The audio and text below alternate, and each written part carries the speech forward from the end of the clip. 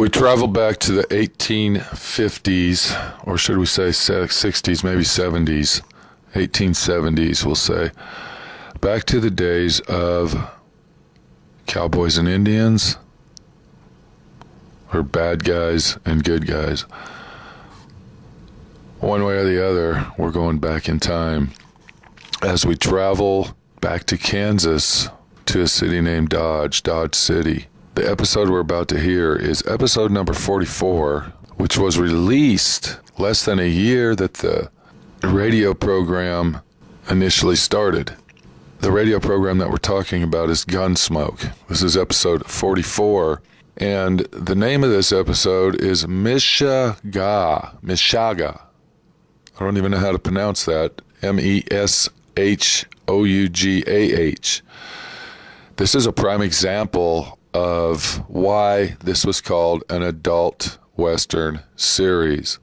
Pay close attention to the acting in this series here, this radio episode of the series Gunsmoke. Pay close attention to how tense the actors are acting, how the bad guys of this episode are really, really getting down to the seriousness of making you, the listener, believe that this is not a radio show, but that this is true life.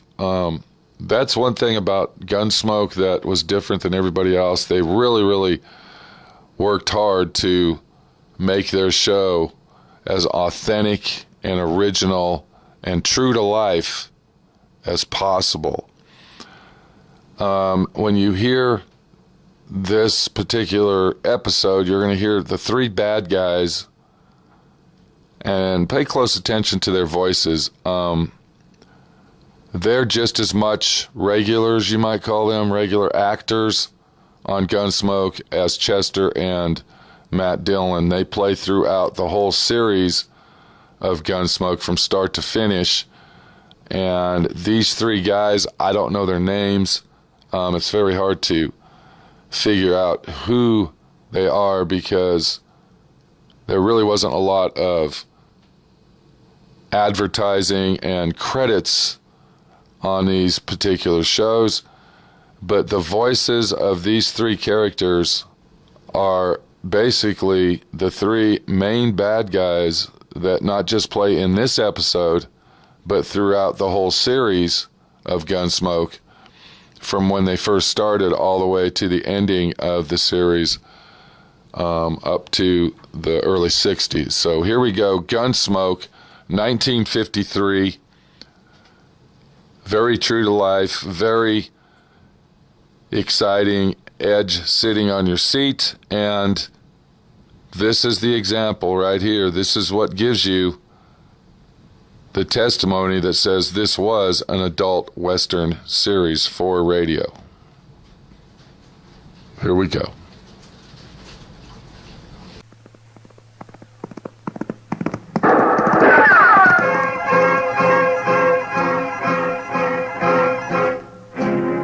Around Dodge City and in the territory on west, there's just one way to handle the killers and the spoilers, and that's with a U.S. Marshal and the smell of Gunsmoke.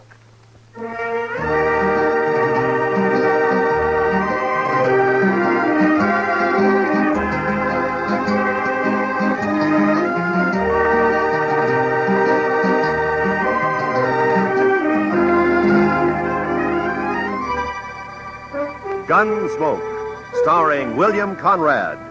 The story of the violence that moved west with young America. The story of a man who moved with it. Mat Dillon, United States Marshal.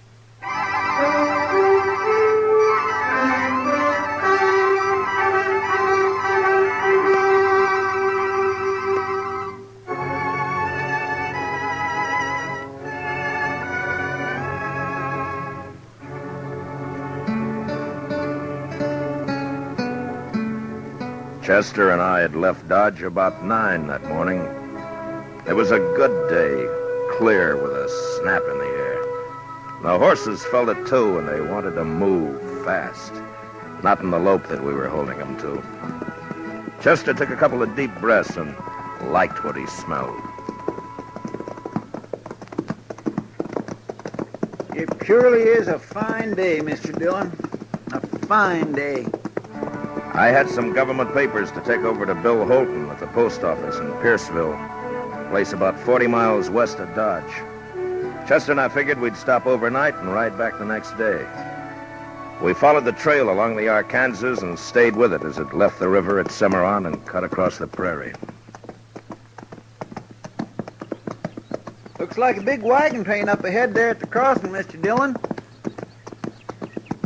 Yeah, sure looks like it, Chester.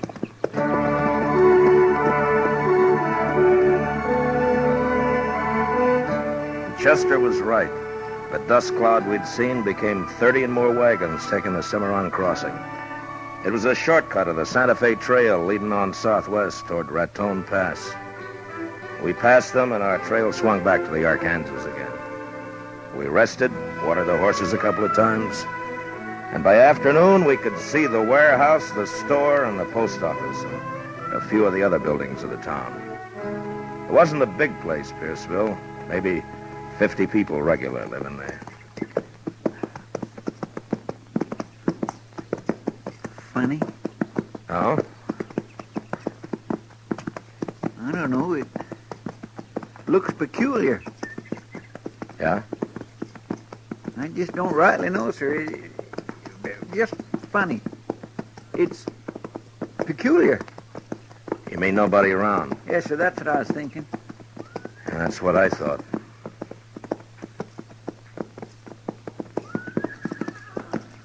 Mr. Dillon, what do you figure them horses are doing down there? It ain't right they should wander around like that without it. Mr. Dillon, they got their saddles on, too.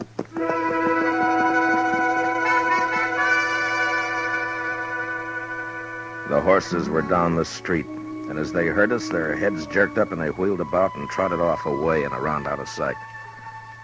And we stopped. I listened. There was nothing to hear. An empty place, nothing to see. But there was a feeling in the town. You couldn't figure what. We walked the horses over to Bill Holton's post office.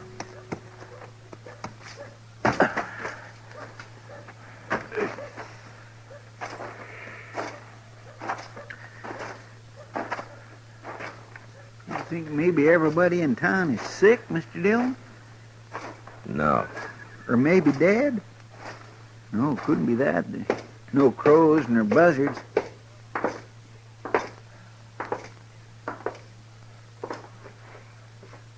Bill. Hey, Bill. Mr. Dillon, look yonder. The safe's open. What? What? He wouldn't leave the place like this. Come on, Chester.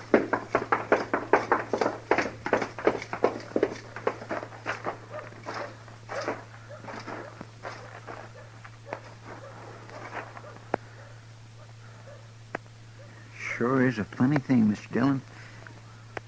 I swear it gives me the willy-was. I never seen anything like it. Not a living soul in the Hold whole... it, Chester. Did you hear something? I'm not sure. Just wait a minute.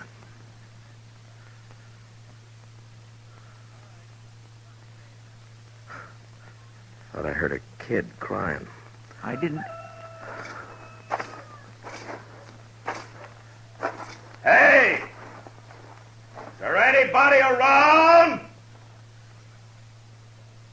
Maybe we ought to try the store, Mr. Dillon, huh? Hey, all right, keep your eyes open, Chester. Yes, sir. We'll take a look in the saloon first.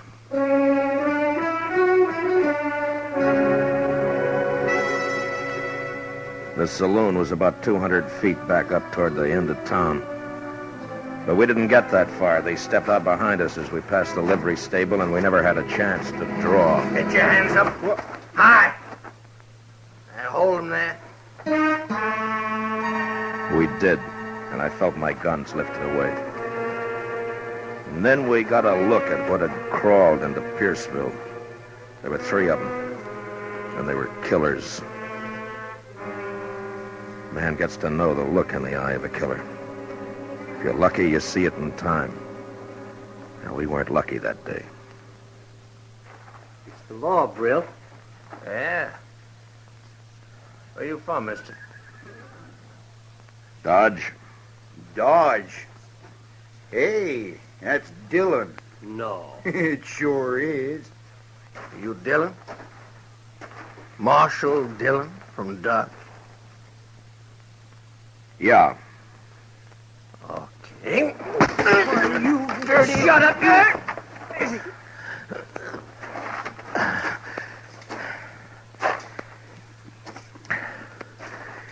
You want to try that again? We will. Don't fret yourself about that, Dillon. Keep moving. Take him to warehouse, Brill? Yeah. Be a sight better to get rid of him, if you ask me. I don't think so. Not right now. We might be able to help. I've always wanted a U.S. Marshal to help me. Listen, Will. You take away his gun, you watch him. He'll be on his belly begging to help.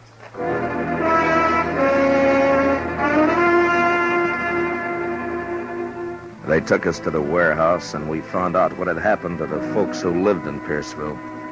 They were all in there.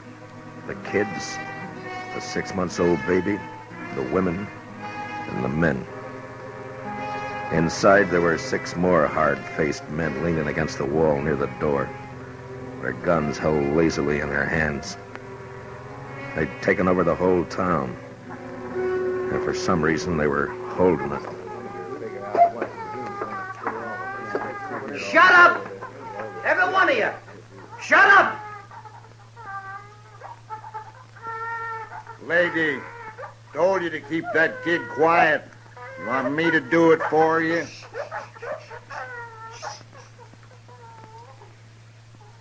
Mr. Dillon, Be you quiet, know what Chester. Yes, sir. Now, asking you again. Which one of you shot my kid brother? You hear what I'm saying? Which one? All right. Maybe you know this fellow just walked in here with his pal. He's a U.S. Marshal out of Dodge. His name is Dillon. I'm going to make him accountable for what you make up to do. When a man does a killing, he's accountable. Ain't that so, Marshal? That's so? Okay. One of these folks killed my kid brother. And unless he talks up, there's going to be a lot of killing around here. You get that? Now, you talk to him, Dillon. You explain the law. I'm a fair man. I'm going to give you a couple of minutes. Don't nobody try nothing, because we'll be right outside. Don't try nothing.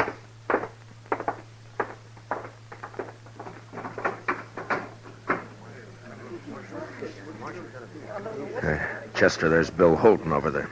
Come on. Help us, Marshal. Marshal, please.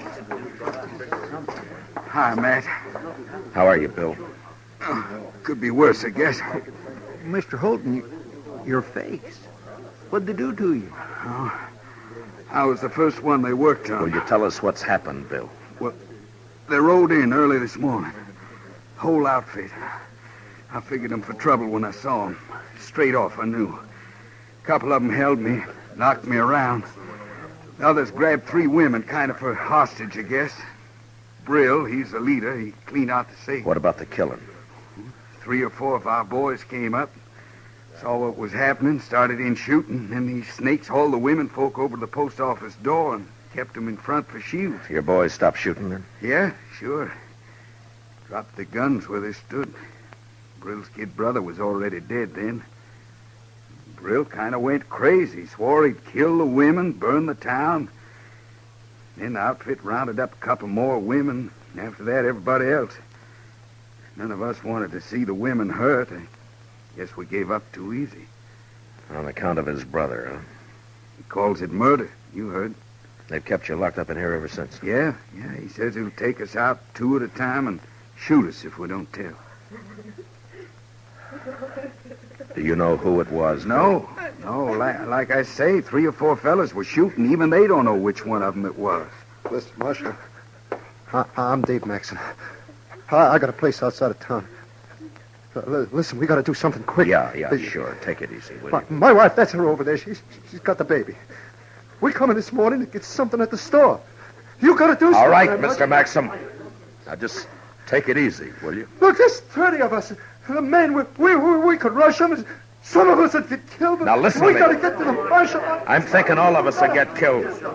And that's not the way. We got to do something. Yeah, I know.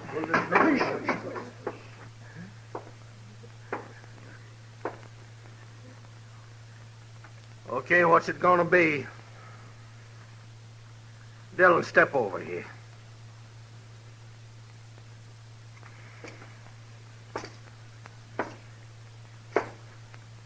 Well, what do you say? I don't know. Seems to me you came here and broke the law. It's the chance your brother took when he got killed. That was murder. He was shot in the back. Maybe he got turned around looking for somebody to kill himself. It was murder.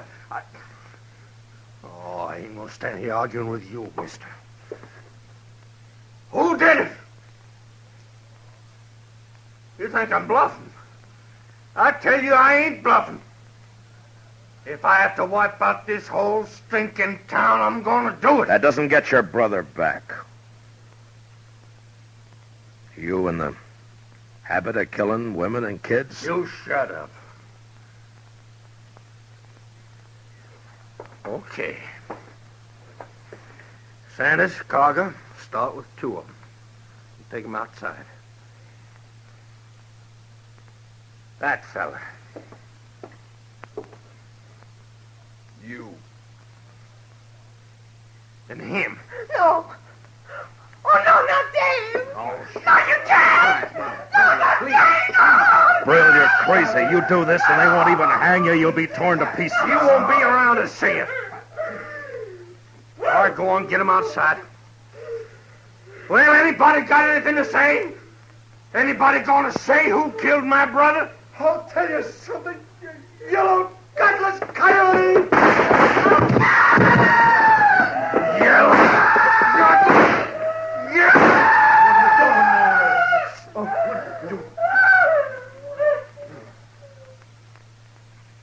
Anybody else?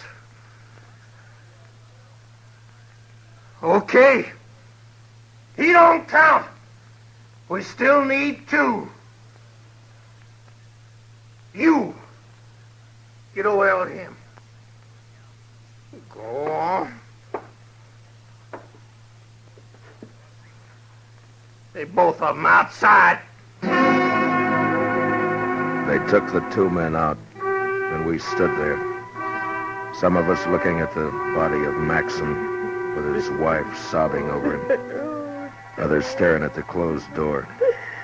It had happened so quickly there wasn't time to think, to figure anything. And there wasn't any way to shut out the sound of what happened outside. Oh, no. I gotta do something. No, Bill, don't.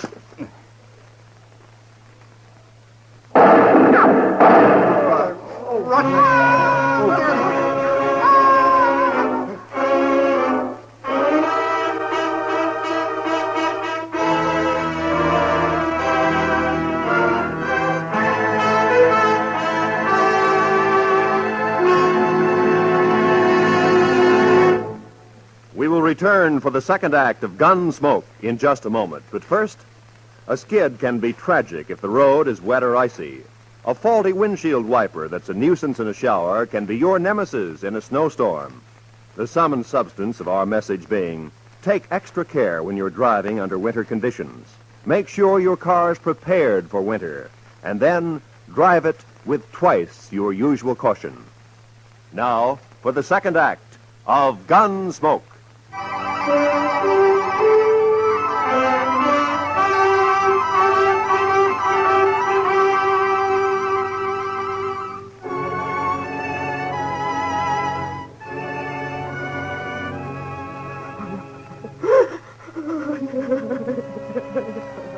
Except for Maxon's wife and another woman whose husband had died, there was a quiet now in the warehouse.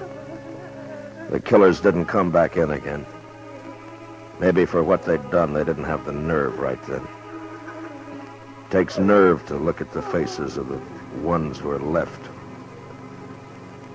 I found out that there'd been 12 of them who'd ridden in. Now with the one who was gone, there were 11. I talked to the boys who had done the shooting at the gang. 2 of them were willing to give up, but 2 others weren't, and I didn't blame them. We waited, Chester, Bill Holton, and me in a corner trying to make a plan. An hour went by. An early evening chill found its way into the warehouse. I think they'll do it again. 2 more of us. Not for a while, maybe. That kind will get liquored up first. It makes them brave. I still think that maybe now's a chance to get outside, Mr. Dillon. Yeah, it might be. What scares me, though, is they'll start with the women and kids. Yeah. There's always a chance somebody will ride in, maybe see what's happening and send for help. Like us, huh? Mm-mm. Besides, it'll take too long. Mr. Dillon, let me try it. I don't want to hear no more of these women doing that. Just let me think, Chester. They're coming back. All right. Come on, quick. There's 2 of them. You can see through the crack. Yeah. It's the ones that got our guns. Brill isn't with them. Chester, get on the other side of the door. Yes, sir. You, mister, and Bill, behind me. Okay, right, me. Now, when they come in, grab them in time. Now, look. I want everybody to keep real quiet. Do you understand? Yeah. Yes.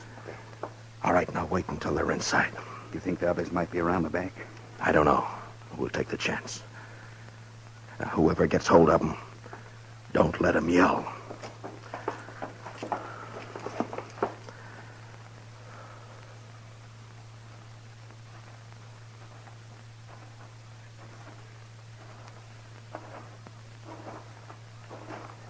Hey, let me have a drink, will you? Here. What do you think? What? In there. How should I know? Well, we shouldn't hang around too long. I figure we ought to start riding. Well, you know Brill. It was the kid. He thought a lot of them. Yeah. Hey, there's one woman in there, though. Did you see her? Tall one? Oh, no, with the old man, the pretty one, the little. Oh, yeah. Yeah. Maybe we get her out here and the others will talk. Might be. I ain't saying it will make them talk, but a lot of men in there are soft about women. What about Brill? Nah, he don't care. He wants to find out who killed the kid. Maybe we can get him to talk. Sure. Might be fun.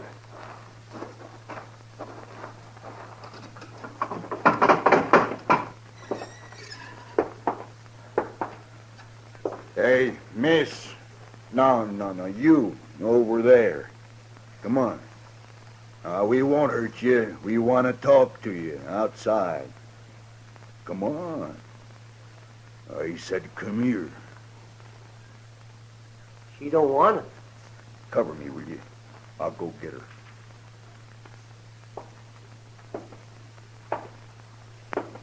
All right, now.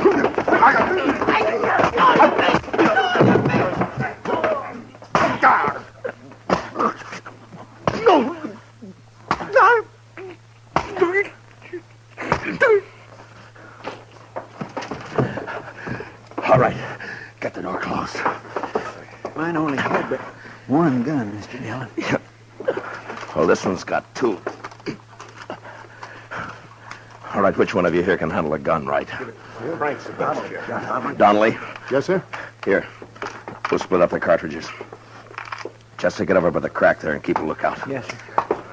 One of the kids found an axe behind those empty crates, mate. Good. See if you can find anything else. Yeah, mate. Well, it's 3 of us now. 9 of them with guns. Yeah, except that we know that and they don't. Donnelly, you're going to have to stay here. Chester and I'll try to get some more guns. Now, you got a good chance to knock out a couple more of them if they come in. Shoot to kill them, you understand? I understand. Wait a minute, Matt. I'm coming with you. No. Listen, I used to throw an axe pretty good. I get close enough to one of them boys, I can split him. I'm coming with you. It's our only chance. You start shooting and the whole bunch will be on your neck. This is quieter. Okay, let's go. You see anybody, Chester? No, sir. He must be up the slough. All right, then open the door. Now, if we hear any shots back here, Donnelly, we'll come running. Take it easy now.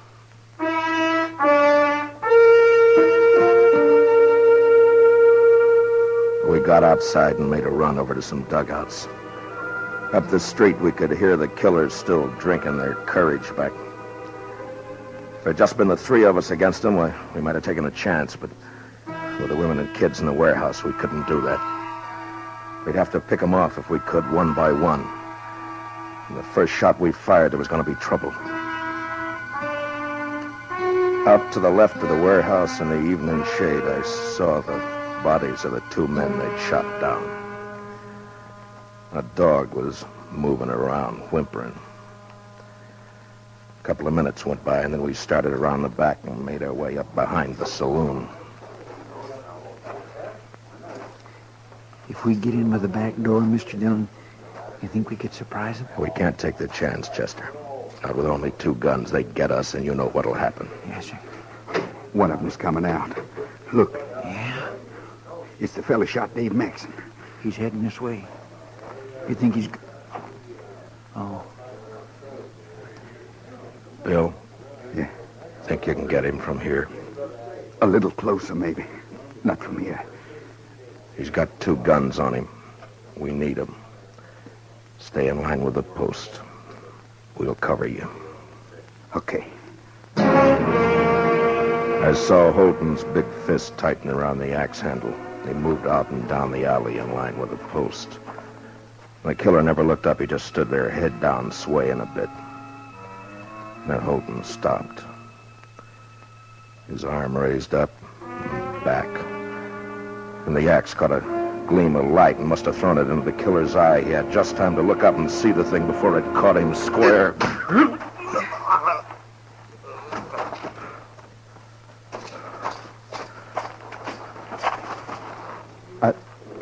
I haven't done that for a long time.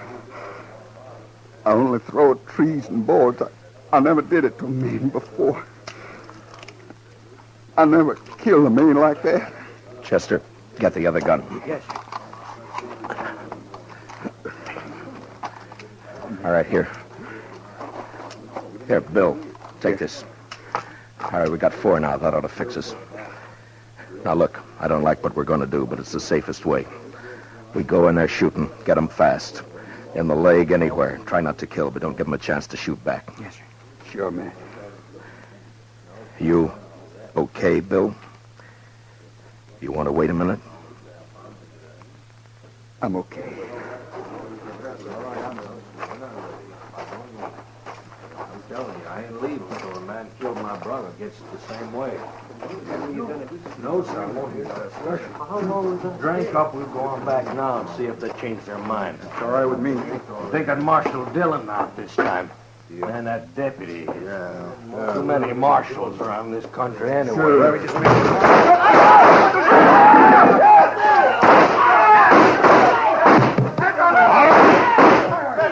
All right, that's enough. That's enough. Keep your hands where they are, Brill. All right, Chester, take their guns. Yes, sir. I'm arresting you for murder, Brill. The rest of them with you. Killed my brother. Got him in the back. My brother, they murdered him. You know something? If I wasn't a marshal, I'd do the same thing to you right now. It's too bad I can't. I hope it hurts when they hang you, Brill.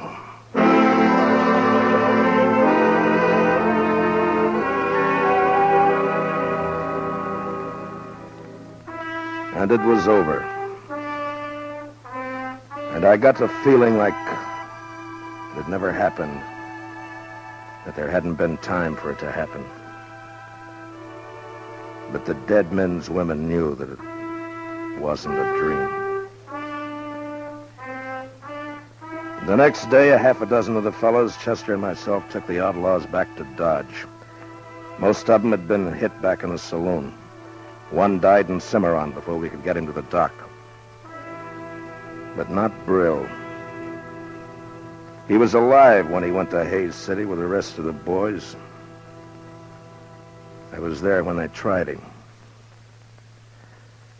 And I was there when they hanged him.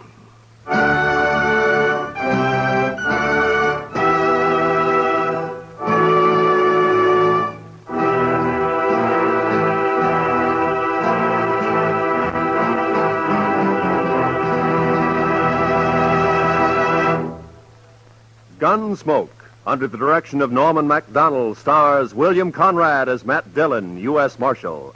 Tonight's story was specially written for Gunsmoke by Anthony Ellis, with music composed and conducted by Rex Corey. Featured in the cast were Lawrence Dobkin, Vic Perrin, Bob Sweeney, John Daner, Lou Krugman, Michael Ann Barrett, and Ted Bliss. Parley Bear is Chester. Gunsmoke is heard by our troops overseas through the facilities of the Armed Forces Radio Service. Join us again next week as Mat Dillon, U.S. Marshal, fights to bring law and order out of the wild violence of the West in Gunsmoke.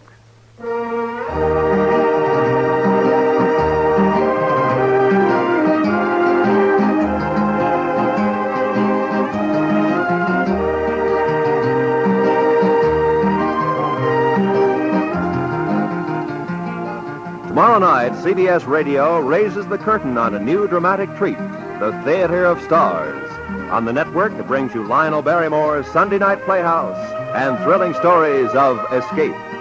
Tomorrow night, for the premiere performance over most of these same CBS radio stations, hear lovely Joan Fontaine in The Guardsman. It's a sprightly, peppery adaptation of Franz Molnar's great French comedy, a romantic experience you will certainly enjoy. Remember, Theater of Stars, tomorrow night, premiere performance on CBS Radio. This is Roy Rowan speaking.